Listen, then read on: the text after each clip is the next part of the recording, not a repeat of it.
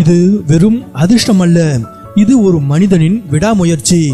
வறுமை என்ற அரக்கன் அருணை 4ஆம் வகுப்போடு பள்ளியை விட்டு துரத்தியது. பிழைப்புக்காக வேறு வழியின்றி லாரிகளில் கிளீனராக வேலைக்கு சேர்ந்தான்.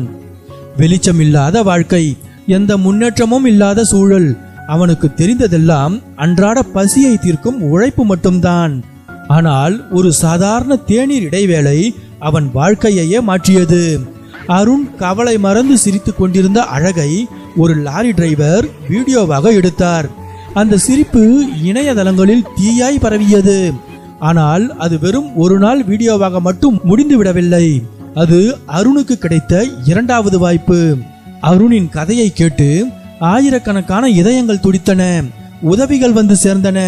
பல நல்ல உள்ளங்களின் பெரும் முயற்சியால் அருண் மீண்டும் பள்ளிக்கு சென்றான். இன்று அருண் தனது 10ஆம் வகுப்பு பொதுத் தேர்வில் அதிகாரபூர்வமாக வெற்றி பெற்றுள்ளான். ஒரு வீடியோ, ஒரு வாய்ப்பு, ஒரு சமுதாயம், முற்றிலும் புதியதொரு எதிர்காலம்.